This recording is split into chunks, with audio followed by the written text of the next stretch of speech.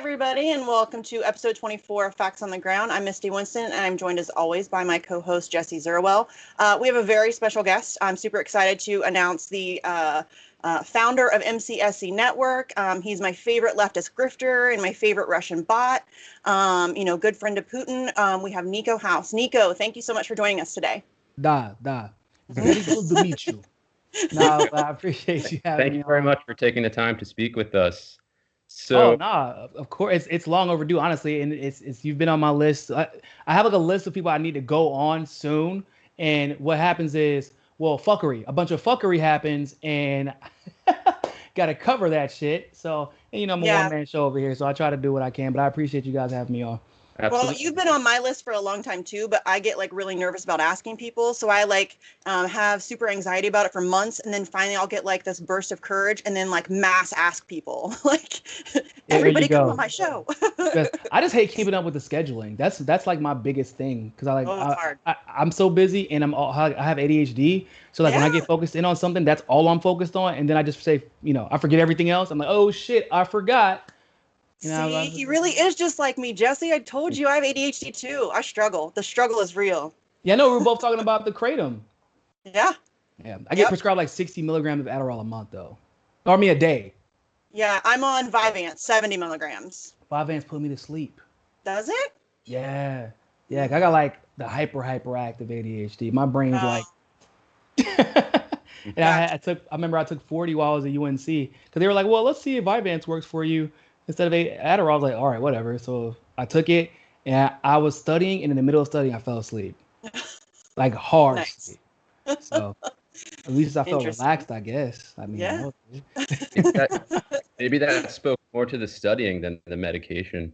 Maybe. Well, so what happens is on Adderall, when I'm studying, I'm zoned. I can't look up. If I'm looking up, it's only to process what I just read, but then I'm back into it. But with Vyvanse, it relaxed my mind, which is partially what the Adderall does, but it didn't give me that burst of energy. Because how your mind gets kind of exhausted, the thought of studying, the thought of having to study exhausts you. That happens. But with Vyvanse, so I wasn't nervous about studying anymore, but I wasn't nervous about anything. I literally went to sleep and my, midterm was the next day. So that wasn't good. Yeah, that's not good. So let's fast forward to today. Misty and I were speaking briefly before we joined you, or you joined us, I should say. And I understand there was some sort of controversy today regarding a certain congressperson, I believe. Which one? Fiorella? No, not the. Okay, so I was telling Jesse about how you and Fiorella have been getting attacked all day because you care about election integrity all the time, not just when it helps your team. Yeah. And so we wanted to talk to you a little bit about the kind of tribalism and hypocrisy that goes along with that, and what you've been seeing today when dealing with that. Oh, well, yeah. I mean, today, believe it or not, is basically a typical day in our neighborhood over here in the election integrity team. What people don't realize is that, and it's weird because I remember how popular the conversation around the DNC fraud lawsuit was, but a lot of people didn't know that I was the one who initiated it with Jared and Elizabeth Lee Beck. And a lot of that was done on purpose because people didn't want people to know that there was some super young up-and-coming black guy on the independent journalist scene. And they didn't want me getting credit because you know how the indie journalism community is. They like pontificating from behind their desks. But the moment you ask them to get up and go do some shit about something, they're like, whoa, bro. I need things to continue being fucked up so I can keep grifting off of this. This is, and effectively, that is what our job is, right? We are profiting to a certain degree off of people's pain because people are looking for someone to have answers, to validate their fears and their anxiety and say yo, I know something's going on, but I can't quite put my finger on it. And the truth is we should be out to put ourselves out of a job. And that's been my mindset since this entire thing has started. And so when I started the DNC fraud lawsuit, that was where my mindset was. It's my show came from that. My show came from my activism, from my investigations, and people just was somebody offered me a radio show on iHeartRadio. And then I developed my channel, and it was still focusing on the same things. And that's focused since 2015, 2016, still has not changed. It's just the grift has now changed. Before it was cool to talk about how Bernie Sanders was legitimately cheated. And now that now that we're fast forwarding and people have kind of joined, I hate to say, but joined Bernie in his grift of kissing the DNC's ass and defending them no matter what. Now election integrity activists are out of style because just like we said we were going to do, it doesn't matter who's committing the fraud. We're going to call out the fraud, and we're going to show you how in detail how it's being done and show you the patterns and show that it's not exclusive to one party or another. Just like when Tulsi was talking about ballot harvesting and she got attacked for that, right? And they wanted to gaslight and say, well, Project Veritas is trying to accuse Elon. I don't give a shit about who they're trying to accuse. I'm like, is the information true or false? It turned out to be true. There was absolutely ballot harvesting. That the dude admitted it on camera, and that just happened to be a situation where it may have harmed the Republicans, except for North Carolina. The Republicans had got caught ballot harvesting in a way that would have harmed the Democrats to the point where they had to overturn an entire election for the first time since like the 60s in the entire country. And so when you are consistent in principle on any major issue, right? Even when it comes to issues like anti-war issues, I'm consistent when it comes to like I'm a Black American. And there's a history that comes with that. And people are so surprised when I say I'm a Second Amendment absolutist. They can't believe that. They're like, well, why would you think? I'm like, bro, have you seen what happens to us? Why would I not be that? You have, fascist security guards known as the police force out here shooting us for fun and bragging about it on the damn radio station. I myself have been beat. So why wouldn't I support the Second Amendment? I feel like we haven't gone far enough. We should actually have more organized militias. That's what we had before the executive branch dispersed them and made them into what we know as the National Guard today. And so when you have that type of principled consistency, it throws the grifters off, and it kind of makes them hold a mirror to themselves and say, well, shit, if this person is consistent and they're popular, people are going to expect me to be that way. So let me just tear this person down. That way I don't have to be consistent.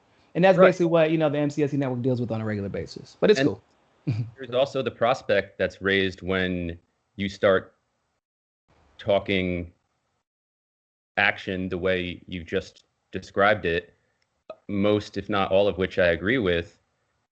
That raises the prospect that people actually have to put skin in the game and, like you said, get out there and do something.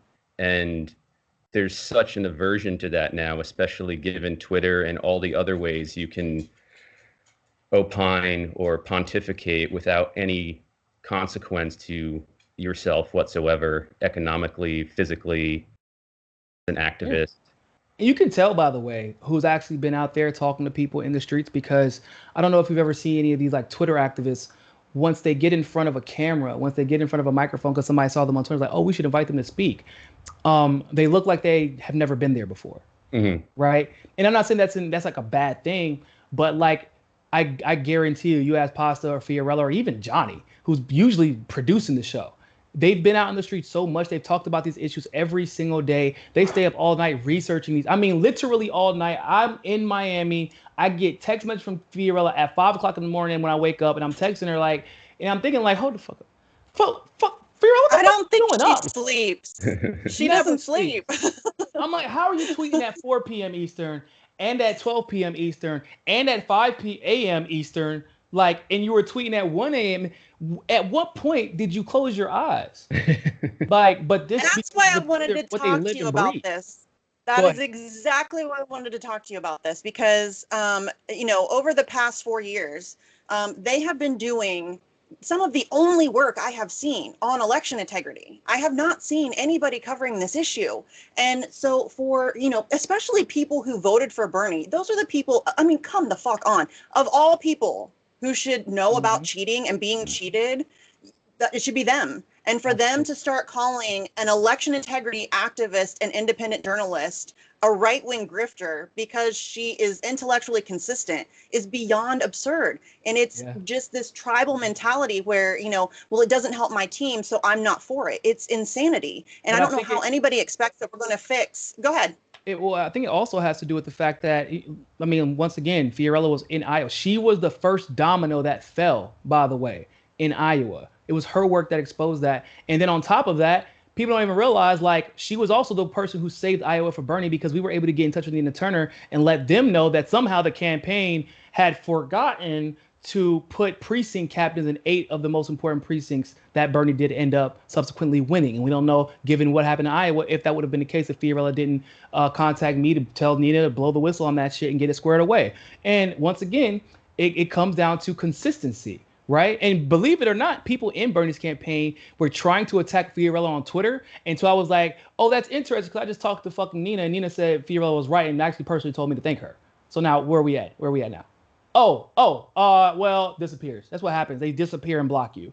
That's literally what always happens. And I think that is something that there is something that should be said about Fiorella being a Latina, and once again being principled and consistent in that department. Obviously, I'm Black, principled and consistent in that department. And the most important piece of this puzzle is, Pasta's principled and consistent in that department too, and literally never gets any of those attacks, which is the craziest part. They could say the exact same thing on the exact same show at the exact same time, and literally no one comes at him. No one talks. I have noticed that for a long time, that it seems like she gets like 70 to 80% of all Convo Couch hate. It all is focused on her. And it's really telling. She got more hate for defending Tulsi, even though Pasta endorsed Tulsi and Fiorella endorsed Bernie. Like, it didn't make out. And I'm like, what is going on? And then I realized, like, hold up. Well, I'm getting hate too, but is it just got endorsed? But then I saw the kind of hate that we were getting. It was a vitriolic hate that I really had never experienced, like, in that way before. And I was kind of like, well, why isn't Pasta getting this? Because I was genuine. I'm like, kind of like, this is weird.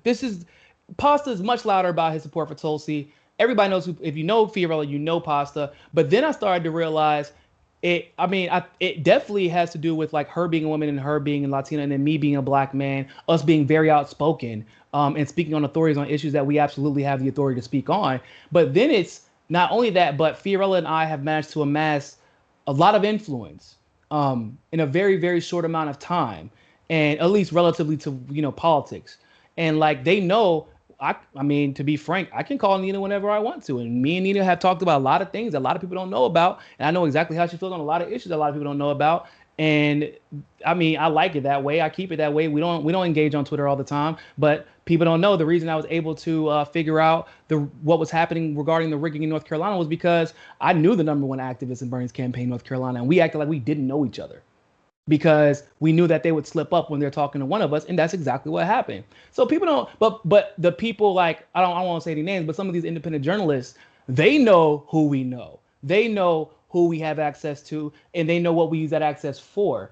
And they know that once we get proven right enough times, eventually people, the power brokers, if you will start to notice it and be like, hold on, maybe I should be taking this person more seriously instead of taking this person more seriously. Maybe I should be giving them the interviews instead of giving this person the interview. And shit rolls downhill. I remember how many people were so upset that I spoke at the People's Convention. Like, I don't know why people weren't expecting that. I was one of the first ones to push for the People's Party back in 2017, 2018.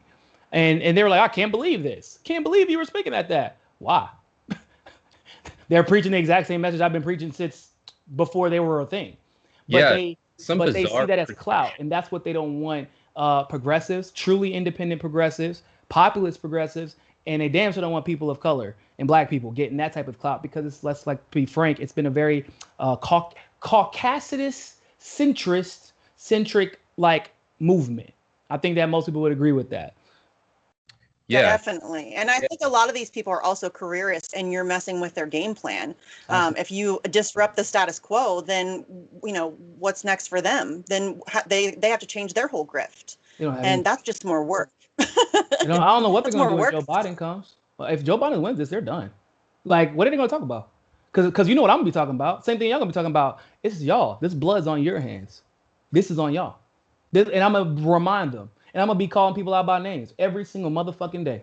Because I remember Standing Rock. I was at Standing Rock. Fuck where they at. They weren't there. I was fucking there. Me and my friend put together a fundraiser and raised money for supplies, got his best friend to use his diesel truck, and we fucking whipped from New York to goddamn North Dakota. These motherfuckers were nowhere to be found. Tulsi was there. Jill Stein was there. Like, and a couple of other people were there, but they weren't really there for the right reasons, but that's a different discussion for a different day. But my point is that, like, I live this shit.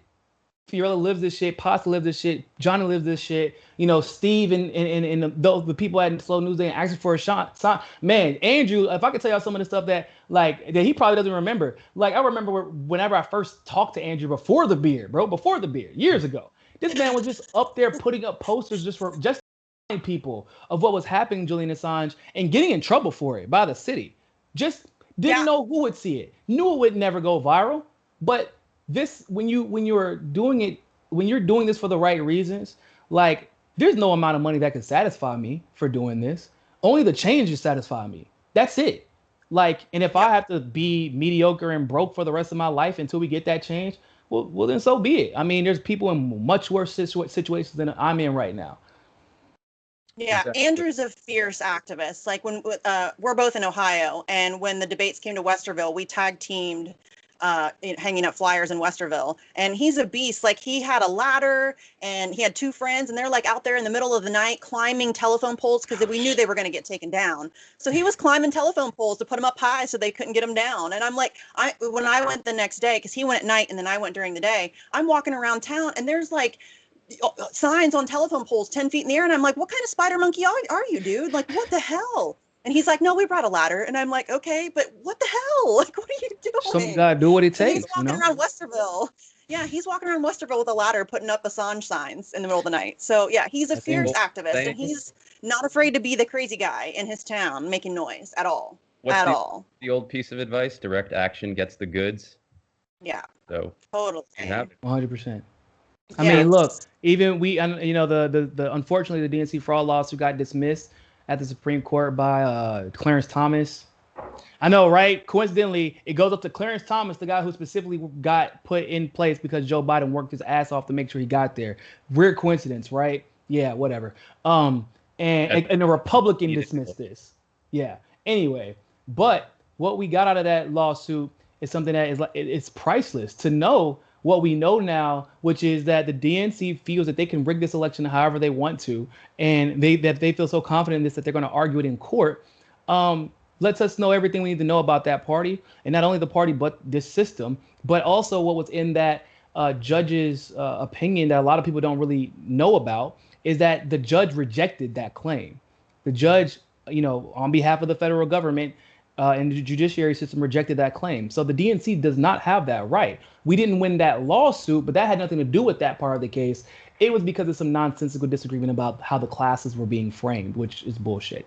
Because they actually said that 2 out of 3 of the classes did fit the framing, and that they should, and we could have at least done those 2, but they tossed it out for one class not being in order. So, but we learn how they operate, and if anything, that in and of itself was enough to pursue that lawsuit. And I think that those and what Andrew did, just the action of getting those posters up there, and like what that has turned into, and all the ways that y'all have used that movement for Assange to bring attention and bring so many people together and raise your platforms in ways that hadn't been maybe thought y'all could do before. Look at what all the great and good that it's been leading to since then. And so you're right. I 100% agree with you. Direct action is everything. So, sort of dovetailing with that, I want to ask you, Niko, if I can, about the Black Lives Matter movement and your general analysis of the movement. It seems as if there's a schism of sorts between actual activists who are in the street and carrying out meaningful actions, and there's another part to the movement that's been commodified, that has a website where you can buy T-shirts and hats. So I'm wondering if you can speak to that a little bit. It's like this. It's Black Lives Matter, the movement, and Black Lives Matter, the 501c4 nonprofit organization that's donating all their profits to Joe Biden's campaign. I mean, that's really what it comes down to. And this isn't new, by the way. I would say that there's like what? There's actual democratic socialists, and then there's Democratic Socialists of America, right? There's actually there's a climate change movement, and then there's the Sunrise Movement. There's working families. Like I was actually worked for the Working Families Party when I lived in New York, the one that endorsed Bernie Sanders, the one that I mean we busted our asses for progressives when I was working there, and then you have this new Working Families Party. Like every successful movement in this country there has been an attempt to co-opt it, and a lot of the times, unfortunately, it has been successful. And for those people who don't know, it is usually the leftist movements that do get co-opted, not only in this country but around the world. And the BLM movement is no different than that. If hell, everything about the any type of Black activism movement since the Black Panthers have basically been dissipated. All of those Black movements have been co-opted. They even tried to link inextricably BLM to the Democratic Party over the last few months, which is it's absurd. Even the Antifa, right? So I know I'm probably gonna get a lot of heat for this, but I don't give a fuck. So I do support Antifa, but this little bullshit, Antifa is an idea, not an organization. That's fuck shit. Now I'm gonna explain to you why. The original Antifa that was created to challenge Mussolini, which I know this because of, once again, this is Black history. Antifa's Black history. Some of the leaders in that movement were actually Black pilots who left the United States to go join Antifa in Italy. And there was no masks. One of the pilots was named he's Sergeant McDaniel. And I mean, the dude helped to lead the group against Mussolini. And subsequently, they went to help anti-fascist movements in Germany. And that's where the Black Power fist comes from, is actually from the original Antifa. A lot of people don't know that. And so they didn't wear masks because with every movement like that, you have to have accountability. Now, if some white boy destroys the federal building, and then I get arrested for it because they're not gunning for the white boys, let's be honest. They're mostly gunning for us if they can get us. Is that dude with the mask on going to come up to the police precinct, take his mask on, and be like, sorry, Miss Officer, that was actually me, not this black guy. Please let him go and arrest me instead? No, it doesn't. And then it allows police officers to do what we saw them doing the entire time during this protest, which is wear masks, cover themselves, and then pretend like they're us. And so you have a unique situation. And I get, like, there are actual like Erica, a lot of people know her on Twitter as a white trash socialist. Erica is actually anti-fascist. Erica don't walk around no fucking mask. Unless they just shoot tear gas at her. That's a different discussion. Erica has her face all over camera because she believes in what she's fighting in. She believes in the accountability that comes with that. Because your movement is really contingent on the accountability, which is why you see when they do attack any given movement, what do they attack? They don't attack the actual cause. They attack the integrity of the movement and what its goals are. And that's why you have to have accountability, because nobody's going to, I mean, people are going to try, right? People will come up to me and say, oh, you don't know what the fuck you're talking about, election integrity. Oh, that's funny because all these fucking articles here in this court case here and this shit here and me being here and my face being consistently the same and my name being the same the entire time says otherwise. And that's what we need. Like the Black Panthers, Freddie, Fred Hampton by name, Gloria, Angela Davis, by name, Bobby Seale by name, Huey P. Newton by name. They didn't hide their faces. Assata Shakur. Oh, Assata Shakur, exactly. They didn't hide their faces because they fought what they believed for, what they believed in. It wasn't a fad or a trend. It wasn't something that was started because Donald Trump became president. And once again, going back to where was this version of Antifa, this idea at whenever people were getting their arms shot off and their eyes shot out at Standing Rock? Where were they at in Ferguson? We had 8 to 10 activists either missing or confirmed dead. Where the fuck were y'all at then? In Baltimore. Where the hell? Why did where are they at on Assange? Where are they at on Assange? Exactly. You want to fight fascism? You should be fighting for Assange. How do you have this massive movement that's clearly at least organized enough that y'all can show up to any given place with 1,500 white boys and all black in masks, and nobody's organizing a massive direct action for Assange in that entire movement? Mm-hmm. Yeah, it's pretty telling.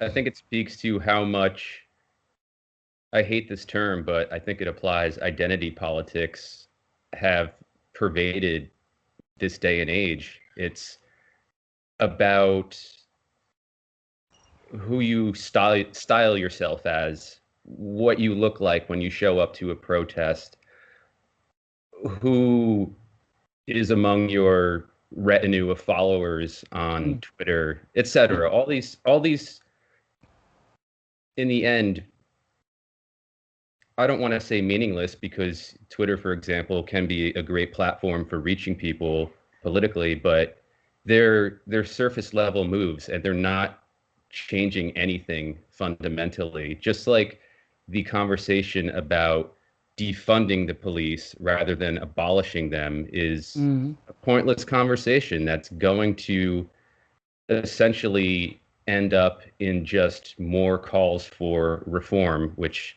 essentially means no change at all. And we're going to see more Black and Hispanic men and women being murdered in broad daylight on camera, and impunity for the police involved. Yep. And by the way, so I will go ahead and address this before anybody. So I know that somebody goes, oh, well, you know, poor white men get killed by cops too, and you're 100% right. And all of us can relate to being killed or harassed or abused or whatever because we're poor. Everybody can relate to that. But not a single time has a white man ever been killed by a police because he's white. And I think that people need to understand the difference there. And yeah, if there's no Black people around, the cops, and this is, by the way, why like conservatives in poor areas should relate to this. Like when no one's around, y'all are who they abuse. Like because they're fascists. Fascists discriminate, but only when there's someone to discriminate against. And usually they got marching orders for someone that's in charge. Like in New York, a bunch of cops resigned because they were told, don't go to Upper East Side, don't go to Upper West Side, because you're going to fuck around and arrest somebody who we have to answer to later, or answer to for you arresting later. So you need to stay in Brooklyn, in Bed-Stuy, in the Bronx, and that's who you arrest to meet your quota. Like, this is how policing works. I don't know. I drove to Virginia on the way up there because it's the end of the month. It was like 29th or 30th. And let me tell you, bro, there was a cop every goddamn 10 minutes. It was disgusting. I came back on the first, you know, the quotas reset. It was a Sunday. I saw 2 cops for 13 goddamn hours. Because they're not there to prevent people from speeding. They're there to hit a quota. They're there to raise money. They're there to make sure that their police department keeps up with their end of the bargain as far as funding that city or that county. Yeah, they're violent. I'm really glad you brought up. Oh, sorry, Jesse. Go ahead. I just said that police are violence workers and revenue collectors. Yep. No, but I'm really glad, Niko, that you brought up the difference between white men being killed and Black men being killed, because I actually had a conversation with my mom about this, because my mom is, you know, raised in Kentucky, very kind of old school. And she's not like an idiot. She's not, you know, a racist or whatever, but she's just kind of naive to things, I think, how things work. And so I was having this conversation with her, and she was trying to say, oh, but, you know, white men get killed too. And I said, yes, Mom, you're absolutely right. That does happen. But I have a brother. Have you ever had to have a conversation with your son about how they should behave around cops, or how he should make sure that he gets out of a traffic stop alive? Have you ever had to have that conversation? And she's like, no. And I'm like, Black moms do that all the time. Oh, yeah. All the time. Oh, when I got in trouble by cops. In every Black house. Listen, when I've gotten in trouble by cops, by the way, almost every single time has not been anything that I did. I was just in the wrong place at the wrong time, and I was a Black guy while being there. I got in trouble by my mom. And it was bizarre, because the first time it happened, I was fucking like, what the why aren't you I didn't do anything, and it had nothing to do with that. She was just so paranoid and freaked out that I would be dead. She was like, well, you shouldn't have been there. Well, you should have just walked away. Well, you should have just, like, it wasn't really anything I could do, but she was so frantic because she understands that, like, you can only be lucky so many times. So, like, literally, based off of my mom, and honestly, she might be justified in her rationale, but, like, I need to be able to see a cop 2 blocks away and say to myself, hey, I'm going in the opposite direction, even if I have to fucking wait at a corner for the cop to walk by, just to not even engage with them. I have to be able to see cops while I'm driving. I mean, I can spot cops from goddamn 3-4 lights down, or 3-4 lights behind me. People I'm like, oh, there's a cop right there. They're like, what are you talking about? There's not a cop right there. And it'll come by us like 2 minutes later, like, oh shit, I didn't even see them. Because that's what you have to do. Because if, like, I accidentally cut off a cop, you know, I might go to jail that night, or I might not make it. If a white woman cuts off a cop, it's like, oh, ma'am, you almost cut me off. You know, be a little bit more careful next time. Have a good night, man. Be safe. That's what happens. Mhm. You know, the disparities from, you know, actual tickets given out whenever like a white woman is pulled over versus when a black man's pulled over is disgusting. And the fact that there is that massive disparity alone should show that there is at least implicit racial bias. At worst, there is a specific protocol when you're dealing with one type of person versus another type of person. Yeah, I think there is an argument to be made for implicit bias, but or maybe there was. I don't think it holds anymore. I think now Yeah, it's so ingrained in the system to look at people of color as mortal enemies, whether it's at a traffic stop or whether a cop or a pair of cops is flat-footing around Bed-Stuy, where I lived for several years, and I saw a lot of, I think, yeah. what most fair-minded people would call police brutality against people of color. Wild gentrifying the shit out of it. I used to live off of Bedford Ave. Okay, I lived on Chauncey Street. Oh, okay. Oh, we're down the street, man. Yeah. Yeah. It's funny. You ever walk down oh my God. Help me out here. I'm literally having a brain fart. Nordstrom. Is it Nordstrom? When you walk down and it's like one half of the street is literally all white hipsters, and then the other half of the street, like you go down Bedford Ave. Yeah, it's Nordstrom. Is it? You're not talking about Nostrand, right? Yeah, Nordstrom. Yeah. Yeah. And literally, you walk one half of the street is like gentrified white hipsters, and the other half is like black people. Yo, it was crazy seeing that, but yeah, and they'll gentrify the hell out of them, and then beat them because it's easier to find them too when you gentrify them. The point I was taking a roundabout way to getting to is that argument for implicit racism among police, I think, is bunk if it ever was true. And now it's ingrained in the system to, like I said, basically conduct yourself as a terror officer toward people of color, no matter what the interaction may be. It's an offensive, and I mean offensive like offense, not a defensive posture, even though most police like to play it out, especially when there's a killing, that they were in fear of their lives, they're defending themselves. But it's part of the system. It's not implicit, it's explicit at this point. And anybody who tries to whitewash that, I think, is fooling themselves, because when the cage is done for a certain group of people, then that cage is coming for you, which 100%. I believe LP just wrapped that on the new Run the Jewels record. And I have my feelings about them because they were doing some advertising about getting out the vote. So Killer Mike. Oh. Dude, Killer Mike's a capitalist. Oh yeah, he's definitely a capitalist. But I will give Killer Mike this though. I will give him this. The line holds true that it behooves us all to care, because in the end, it breaks my heart that he's a capitalist.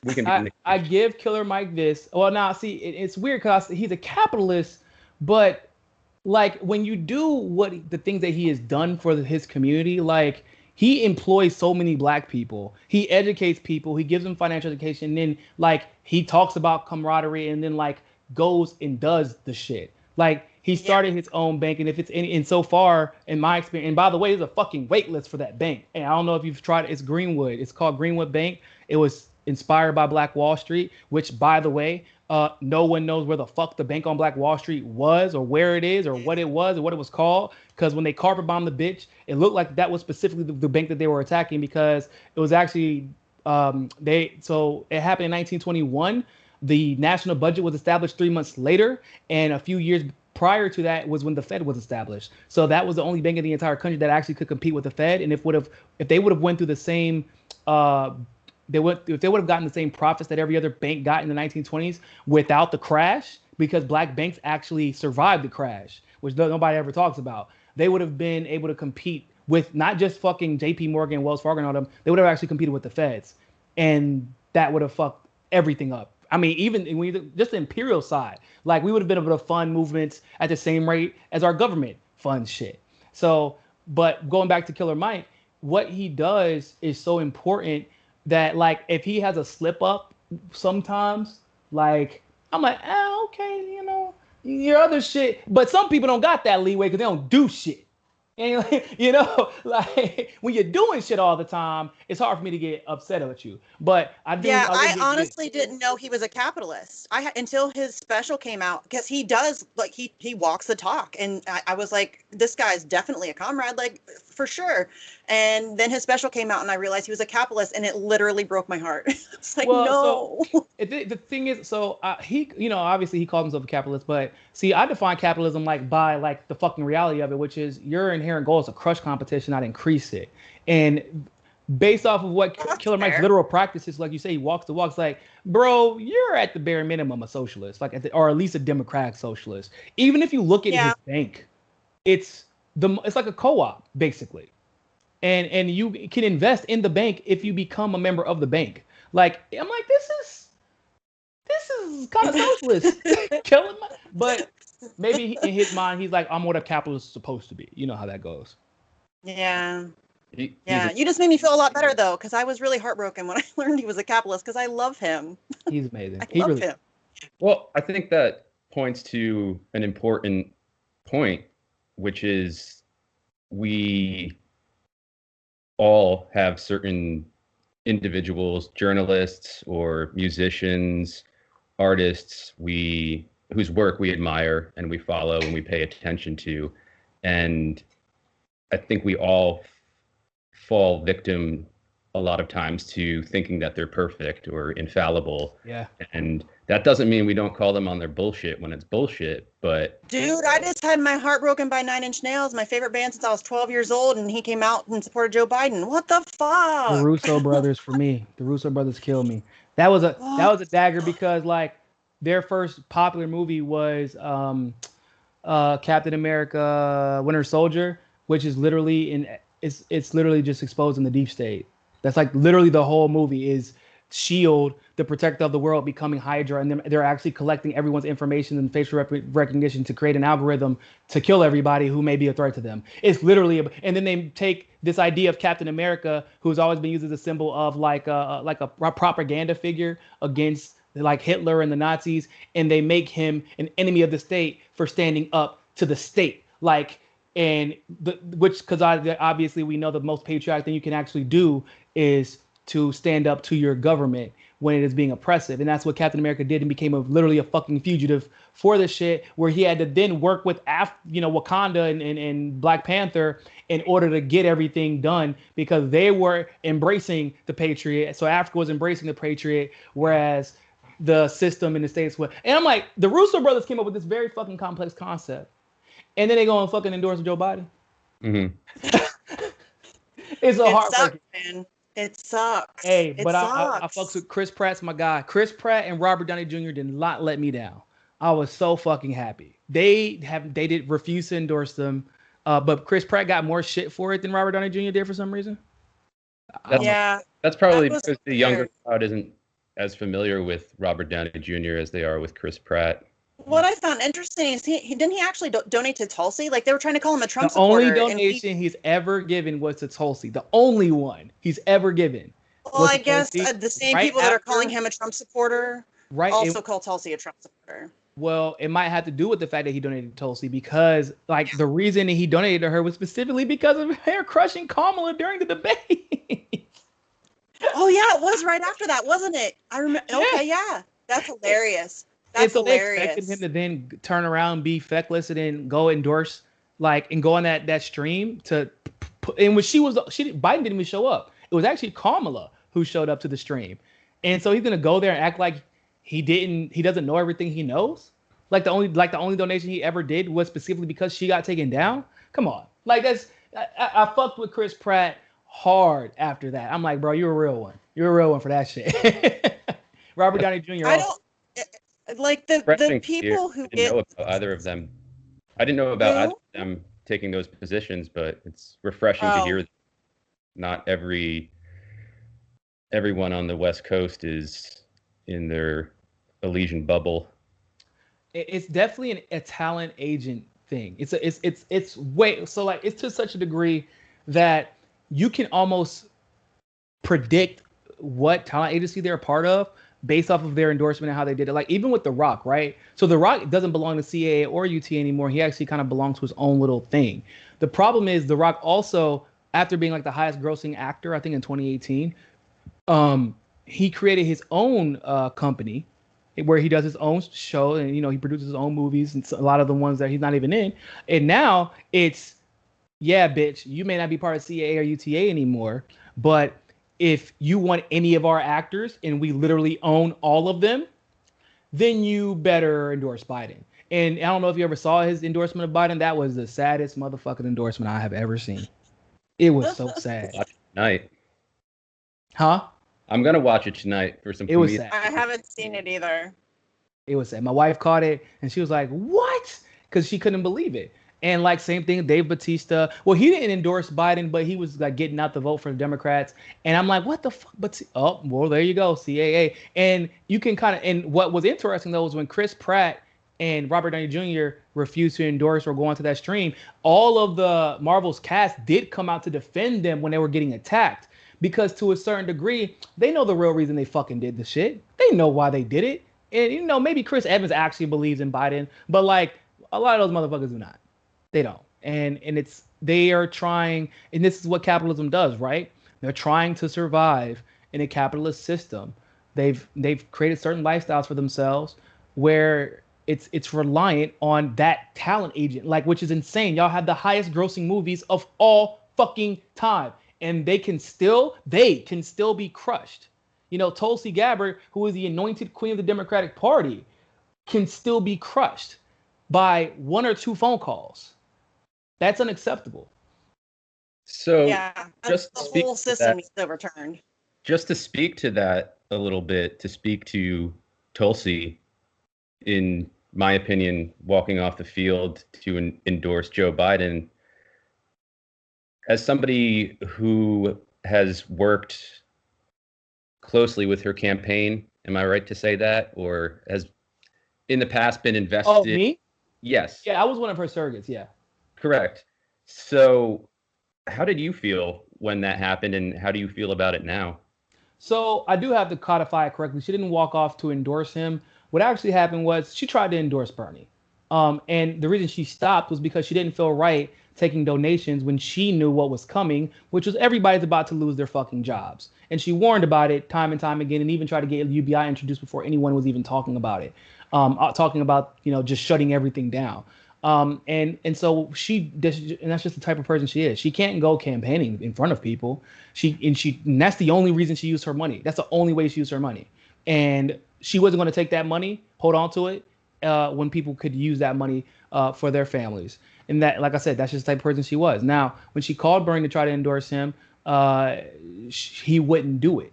He wouldn't accept the endorsement. Now, she obviously didn't say that explicitly when she was interviewed about it on Jimmy's show, but I'm just telling you what I know. I'll put it like that. And Bernie later admitted that he had started working with Joe Biden on creating that little cute task force that everybody was so excited about. So basically, he did drop out. He just didn't do it because, once again, which he admitted, we wanted to make sure that we can get that Supreme Court seat in Wisconsin, because there's a Democrat running. And it didn't work anyway because the fucker, he didn't win. So, so Tulsi, being Tulsi, took a lot of heat for that because Bernie let her fucking roast once again, which is why I'll always appreciate, I was activated because of that campaign in 2016. I had a lot of opportunities that came from that campaign. I had my eyes open to a lot of policy that I didn't think was possible because of that campaign.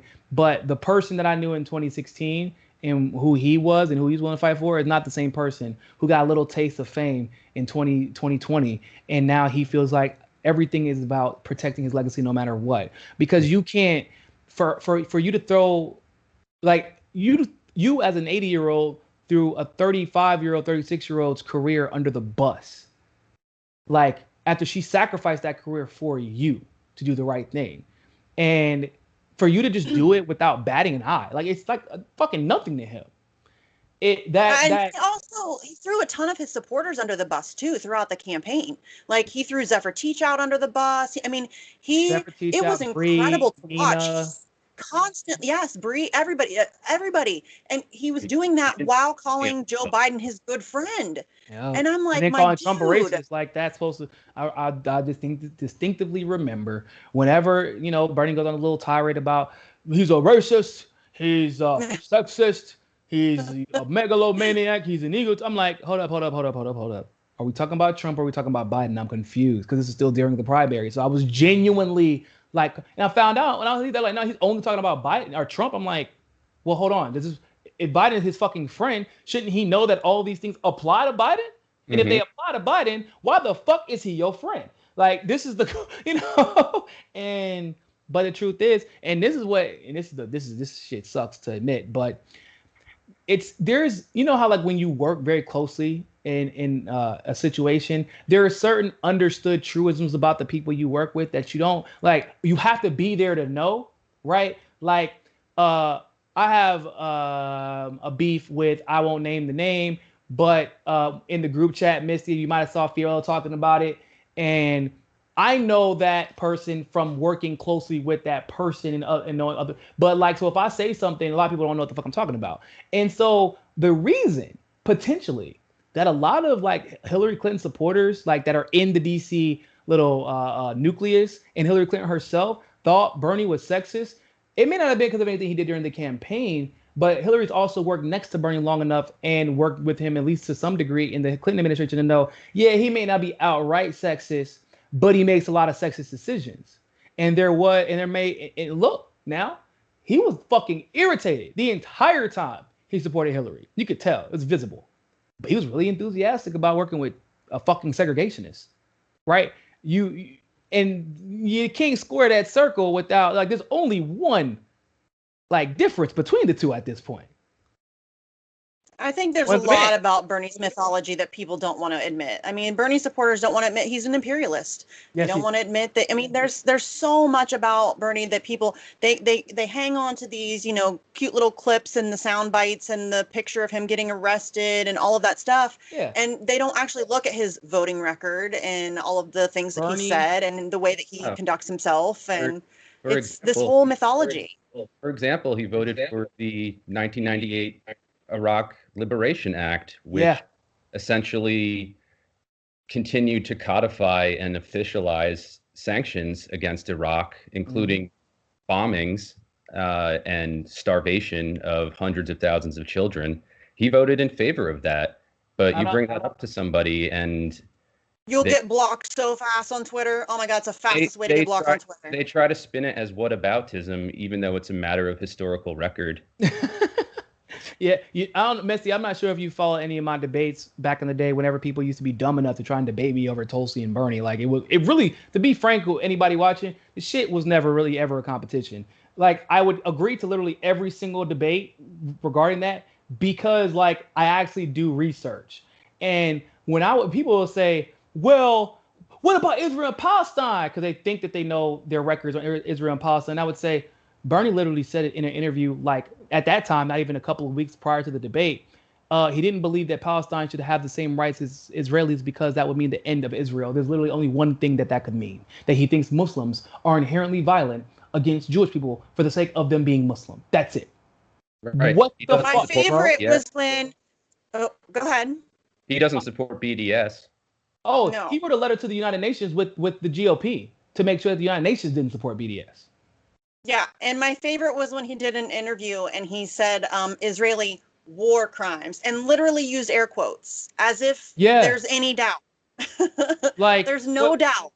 There's absolutely war crimes there. Absolutely. I don't know what the fuck what is a war crime at that point. I don't even know what a war crime is if that requires air quotes. Or when I tell people he voted, you remember what's that dude's name? Obi, Yellow Vest.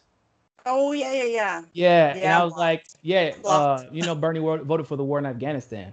And he was like, what? That's not true. You're just making that up. I'm like, no, he did. He absolutely did. No, he really did. And he went to argue with me. I'm like, no, see, this is why, listen, this is why you got to do your research. Because like the only person who voted against that war was literally Barbara Lee. So now you're going to argue with me about I know because I remember how proud I was of Barbara Lee when I found that out years prior. And I didn't even put two and two together until like later on in 2020. I'm like, hold up, doesn't that mean Bernie voted. So why does everybody say he voted against that war? Mm-hmm. And then you realize, oh, it's just a fucking lie. Or how Bernie voted against the 94 crime bill. He uses the Violence Against Women's Act as an excuse as to why he voted for it. But that's bullshit. If you watch his speeches on why he voted for it, he was in lockstep with every other fucking Democrat. He was. And that's Libya. He was the one who co-sponsored legislation that led to us going into Libya and overthrowing Gaddafi. And he was reminded of that by Hillary in a debate. Well, dude's been in lockstep with the Democratic Party since he made the deal with them in the 90s. Grotesque. I mean, Chris Hedges has mentioned this a million times. Chris Hedges has had this dude's number for years. Chris Hedges is finally getting his love, right? He's finally getting his flowers because he was proven so right. Oh my God. Yeah.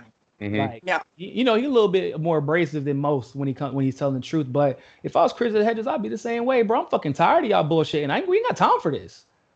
Yeah, he's my favorite because he tells the absolute truth, and the truth sucks, and he doesn't sugarcoat it. But he's also very clear that just because it sucks doesn't mean you shouldn't fight. And so, I mean, he's because I appreciate honesty. I love honesty. I don't want things sugar-coated. I want the brutal, hardcore truth, and he delivers that time and time again without fail. He's amazing. He also gets out there and does the work. I watched an interview with him in which he said that he can't do war reporting anymore because psychologically it's too. Oof. It would take too much of a toll on him. That's why I don't a lot of times report on police brutality anymore, like the police killings, because I'm not only reporting on it getting exhausting, but also like I've been involved in so many close calls. I've been hospitalized and kidnapped by police, and they erase my there's a level of PTSD to that. You know what I mean? To have to relive something like that over and over again. I can't imagine that. Yeah. When someone asked me, they were like, well, if you care about black issues so much, why don't you report? Like, they want me to be fucking Sean King, right? And I know Sean King is he's just a fucking grifter. And like, there's no way that you can dedicate as a black man who may or may not have experienced any of that type of stuff. If you have some type of legitimate emotional connection to that, you couldn't do it. Like, there's no one who dedicates all of their fucking effort to covering black death after murder after murder after murder, and like then fundraisers off of it. I don't know anybody who does that shit. Nobody, not a single black person, not a single. Like, even Fiorella and Johnny, who are Peruvian immigrants, they don't even like talking about like just how fucked up our immigration system is. We talk about it, but they don't like going into the details every single day. Do you think they want to be reminded that they were the lucky ones? Like, nobody wants to. If you've been through that, if you lived through it, if you're like just a visa away, your parents got the right job at the right time, and the other person, you might have taken somebody else's job, and now they're in that fucked up situation. You can't, like, if you're a genuine person, you can't cover that shit every day. And I believe Chris, like, that's when you're living that shit, it's hard. Yeah 100%. To add to that, he's still very active on the ground in the U.S. He reported from Standing Rock. He went to and reported from every place that he's ever written about, as far as I know, from all the books of his that I've read. So Chris Hedges is a different animal. He's up there with Seymour Hersh in my book. Yeah, I agree. Yes, absolutely. And speaking of good journalists, go ahead. Well, I was gonna say, whenever I like stop looking like young, get a few more gray hairs and stuff like that, like I really want to get back out there. And I mean, I get out there now, but like to the degree that I want to, I'm scared to. Like, people like John, we joke about it a lot on the network, but like, Pasta's our designated white guy. When we go to, like, we went to New Hampshire, I'm sure you all saw that viral video of Pasta like fucking calling out Pete Buttigieg because he wouldn't support Assange. And what was wild about that was like Pasta, so the security guard grabs Pasta cuts out the security guard and then demands to speak to his fucking supervisor, and he gets the supervisor, and then Pasta cuts his ass out and he just walks out. And I'm like, wow, Pasta, this is why we got you on the team. Appreciate you. We send Pasta on white guy task all the time, even to talk to people. I will sit in the back, right? Like, I'll sit here like this. I'm like, hey, Pasta, can you go talk to this person so we can do da-da-da-da? And like, if I send him, they think he's the guy in charge. They think he's the one running everything. So they're like, oh, okay, cool. And then they introduce us. He's like, yeah, this is Niko. He's the one who founded the network. Da, da, da, da.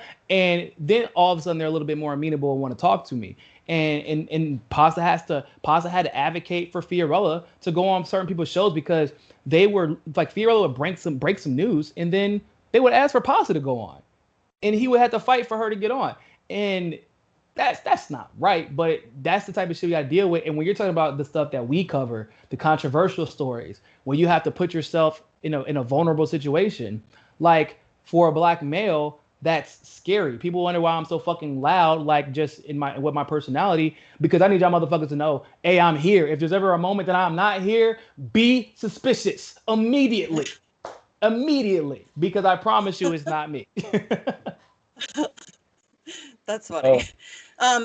I know we're running late on time, but I wanted to ask you too. We were talking about journalism, and Glenn Greenwald just left The Intercept due to censorship, and censorship is something that we're all kind of facing, trying to navigate independent media. So I wanted to get your take on that. What are your thoughts on where censorship's going to go? I don't think it matters Trump or Biden, but what do you think? How can we best fight against this beast? So I actually do think it does matter, because with Biden, there will be censorship and we will go in silence. With Trump, it's a little bit different, because we kind of like they'll toss into the Trump category, but then like everybody is kind of aware of it because we're hyper vigilant because of the whole fake news, and there's like a big controversy in journalism. But when Biden hits the scene, oh no, everybody's back in lockstep. And when they make these journalists disappear off of YouTube or whatever, there will be a consensus in DC because the neocons will be paid to shut up, right? The Democrats are pro-censorship at this point, and there will be no one to push back. And so, I think that we have to use the facilities that we have available to us, and of course, we have to continue to support each other. I think that's really the biggest asset we had. When I saw the rallying around the last, Ryan Christian, the Last American Vagabond, and Whitney, like, that was amazing. I actually began to see some spark of hope, because I'm like, shit. Like, I think that Whitney ended up getting like 10,000 followers on Twitter, like just from that experience. And I'm sure Ryan like got the benefit a lot from that too. When I see how successful Rockfin has been as a platform, right now the token that we get paid in, the Ray token, when I joined Rockfin, it was like 7 cents. Right now the token is $1.20, like right now. So, and that can only be if people are subscribing to the platform, paying their hard-earned dollars to pay for the journalism that they appreciate, and they want to show that appreciation by endorsing their favorite journalists. And Odyssey has spun out of this as well. They're basically like trying to be a one-to-one with YouTube, but open source, no algorithm, no fucking with the algorithms like YouTube does. And then they allow people to tip on any video, not just the super chat, but any video. They allow people to, you can literally sync your video straight from YouTube into Odyssey, and you get paid immediately. You're monetized immediately. And so you see what's seemingly happening, in my opinion, is like what always happens, right? In the self-interest of big tech and the establishment, they end up creating something that like on the path to try and censor, they end up creating something that says fuck you, like with the yellow cab and Lyft and Uber, for example, right? They just started charging way too much goddamn money. There was no accountability. Okay, well, fuck you. We'll just go ahead and take advantage of that. And so I think you're beginning to see that with independent media. You don't want to give us you want to try to censor us. You want to try to put us under a rock. Well, you know what? Fine. Rockfin, who Martin is amazing. He's the founder and CEO. He started another platform already and was successful. He was the one. Basically, ESPN had an app called the ESPN Plus app, and they were treating like it was nothing. So he said, okay, well, you guys don't want to do this shit right. I'll do it. He created an app called Flow Sports, and they started beating the shit out of ESPN. And when it worked, he actually just happened to be a fan of independent media. Me, Jimmy, Graham, the Convo Couch, and that's how he found us and was like, hey, I want to do this shit but with independent media, but bigger and better. And it's been working. And so we just have to remember that, like, we got to put our money where our mouth is. We have to be willing to push these platforms. We have to be willing to take the little hit that comes with it. Like, I used to make most of my money off YouTube. Not even close to the case anymore. I make most of my income off of Rockfin. So does the Convo Couch, and I'm sure a lot of other people do as well. And I'm sure as Odyssey continues to expand, it'll be the same way, because one way they censor is through demonetization, right? Because demonetization hurts you in the algorithms, one, but two, it discourages you from talking about the thing that got you demonetized. So now you're kind of, working around the edges rather than keeping things 100. So we just got to make sure to keep supporting each other and keep amping each other. That's why, I remember when I used to have 1,000 subscribers, and I would have killed to be able to get on Jimmy's show back then. Jimmy didn't know the fuck I was. And we're friends now, but it's largely because I have a bigger platform now. But I don't feel like that's what it should take, and it's not Jimmy's fault. I'm just using Jimmy as an example. But that's not what it should take. It shouldn't, like, when I just as an aside, the reason that a lot of things happened for me over this last couple of years that I'm very grateful for is because Tulsi reached out to me in 2017 or 2018 when I had like 3,000 or 4,000 subscribers. Nothing, right? To tell me how much he loves my show. And then later on, I found out, like, yeah, her whole family were like massive fans of my show. And I'm like, how the fuck do you even know who I am? But because that's the mindset is, if you don't have a big following, then you're not important and you're not doing anything and you're not saying anything that's worth listening to. And that's absolutely not the case, because like I know just from engaging with Misty on Twitter as much as I do, like, you are one of the most profound people on Twitter, and that should be heard. That should be acknowledged by small channels and bigger channels. And I hope that as you all continue to grow, that you'll do the same for the smaller channels that come under you, because we're going to have to use each other. And when we get up the ladder, you don't pull the fucking ladder up. You reach down and you help the next person up so that they can do the same for the next person. And that's the way we beat this. Hell yeah. Yeah, and I think sharing each other's content is a big thing, because the algorithm does get everybody so tangled up that, the more you can share, that just gets more eyeballs on it. And that's one of the biggest ways that we can fight against the algorithm bullshit. So, I mean, I share the shit out of people's content. I'm a huge fan of independent journalism. I don't consider myself a journalist. I don't, whatever. I'm just some chick in Ohio with opinions. That's what I always say. But I love independent media. I love good independent media. And so I'm constantly trying to encourage people to support independent media however they can. Even if it's not monetarily, just share the shit. Just share it on, your Facebook or your Twitter. That's yeah, big. It's huge. It really is huge. Go share that shit. Reshare it, share it into your groups. Like the whole thing with the Twitter groups like that we've been seeing popping up. Shout out to all the Outsider Click. When those videos and those tweets get retweeted, people don't know. Like, so for me, I could tell you for a fact, like, my shit will get shadow banned. It'll hit a certain amount and then like it'll get shadow banned. And then what happens is, like, somebody in the group like sees it late and they'll share it. Or even what I've learned to do is I go back and reshare it, so it retweet it, so it hits the algorithm again, and then it explodes. It's like, okay, so what was the difference between me doing it this time and me doing it last time? Nothing. It's just that what you said got saw by Twitter. Twitter didn't like it, and they shadow banned the shit out of it before it could get any traction. And that's the same thing in YouTube. I'll have a day where I know a lot. Like, so for example, like the bell shit. Like, YouTube claims that it'll send my video or a notification of that video to 4,600 people. I'm like, bitch, who the fuck is you fooling? You ain't sent that video to 4. Cause so why is this person telling me they ain't seen a notification from me in 2 weeks? But I never get notifications for you, ever, never. I've never gotten a notification. I'm signed up for it. Never gotten a notification for your channel, not once. And you're not the only one. A lot of people have been telling me that, and then I've also found out that they've been turning off the bell for people that had turned it on. And that's weird, because I've never had a situation on Rockfin where that happens. It's super weird. And they're newer, and they're saying, oh, it's because of how many people, there's glitches in the system.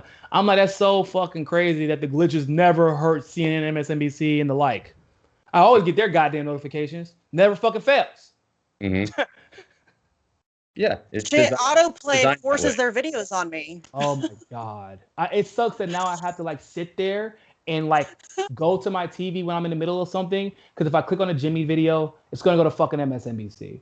Now, actually, even though Sagar is my guy, but still, every time I watch any video from any independent media, it goes to the fucking hill every goddamn time, every single time. I'm like, bro, don't get me wrong. Saga, you my boy. But I don't want to see your goddamn face for every time I put on another video. Every single time. I would like to see my face every now and then. You know what I'm saying? Or maybe combo couches. And I used to, every time I watched like a Graham video or a Ron video or something like that, it would go to like Convo Couch and vice versa. Not the case anymore. And I can tell you for a fact, I know like Wall Street Journal, and they're on the low end. I don't know if you know what CPM is, but basically it's like the amount of money you make per 1,000 views. A high CPM is like $9 or $10. Wall Street Journal makes $70 per 1,000 views, and they're on the low end because they're contracted with YouTube.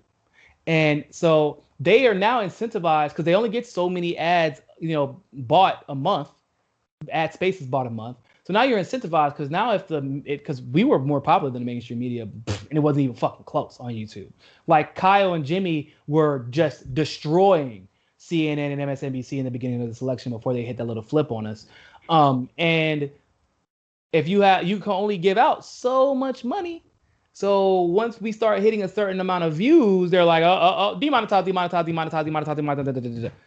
And they never get demonetized because it's specifically in their contract. And that's how now videos will go to TYT because TYT, according to YouTube algorithm, is considered mainstream media because those fuckers are mainstream media. So that's once again just why we have to share, like fuck those algorithms, go out and be deliberate, search for. I do it all the time. Like I go out and I randomly share people are like, why the fuck you share other people's content? Like, 'cause a lot of people don't do that. A lot of people do not do that shit. And I understand, like, maybe they think it's because it's a competition thing. I don't give a shit about that shit. Like, don't get me wrong, like, as everyone should. Like, I feel like I'm the best at what the fuck I do. And I have my good days and I have my off days, but most of my days are goddamn great. I'm not gonna lie. And the Convo Couch, they feel this. I feel that the Convo Couch is the best duo on the goddamn internet, and it's not even close. Saga and Crystal, y'all do y'all thing. Y'all have nothing on my team. I'm just being real. Glory and Steve are the best old ass high man and young ass college student duo on the internet. And so I can't wait for Steve to see this. I know, right?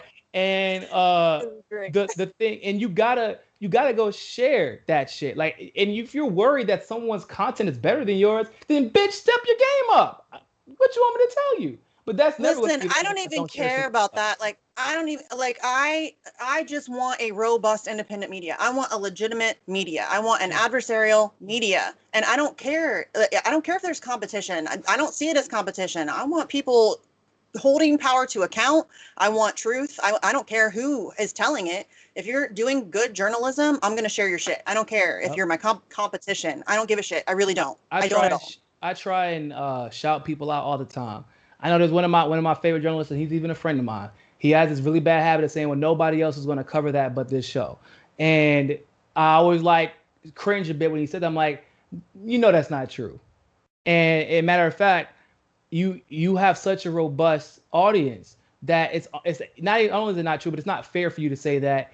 And when like people on your own team have their own channels and they're covering the same thing, and they're and it's your job, in my opinion, to shout them out. Because what that person doesn't understand is if, like, for example, Ron and me and Convo and Graham and all these channels start growing, that's how Joe Rogan got his audience, is because he became the algorithm gate. They had to go through his shit to get to those other shows. And then those shows got bigger and they funneled them bitches right back into Joe Rogan. And then they all end up going on his show. And so now Joe Rogan is this behemoth of a channel. And that's not because of fucking Fear Factor. I guarantee it's not because of Fear Factor, because I completely fucking forgot he was on that shit until a couple years ago. Like, but that's Joe understanding that you build better together. And the competition, you never know who you're gonna accidentally piss off. You never know who holds grudges in this industry. And some people hold grudges for the wrong, you should never really hold a grudge, but some people hold grudges because of jealousy. But you don't ever want somebody holding a grudge because they thought you were their friend and you just kind of leave them high and dry when they're working just as hard, but they may not have as many resources, or they're facing other type of hills that you may not have had to climb. And so that's why once again, I think it's important that we continue to work together. Absolutely. Yeah, definitely. I agree. So, okay, you've been very generous with your time. So do you want to just let people know where they can find you, what you've got coming up, that kind of thing? Yeah, you can find me at Niko CSFB on Twitter. You can find me on Rockfin at Niko House, or I think it's just Niko on Rockfin, but just look up Niko House. And then on Odyssey, same thing, odyssee.com. You can find me at Niko House. And then on YouTube, I guess, and the MCSC Network with Niko House, or you can find out you can look up my individual channel, which is just Niko House. And then is all that stuff. I mean, we'll leave all this links. You have links to that on your Twitter bio too, I assume, so everybody can I have a link like one tree. You can find literally all my shit, even my thirst traps on Instagram. For all the ladies. Oh well, and the men. I'm sorry, I didn't mean to be exclusive. Yeah. Men like looking at me too. I don't blame you guys. Yeah. I would too. It's cool. No, I really do be feeling bad about that because they say like, oh, ladies, da da da da. But like, look, guys are attracted to guys too. It's fine. Yeah. Fair enough. Okay, well, thank you so much for coming on. We really do appreciate you being so generous with your time. I know you're super busy, especially right now with the election going on and everything. So we really do appreciate it. Yeah, our guest today has been Niko House. You can find him on the MCSC Network. And again, my favorite leftist grifter, seriously. Yeah, thanks everybody for being here. Thanks, Niko. It's been a pleasure. Thank you.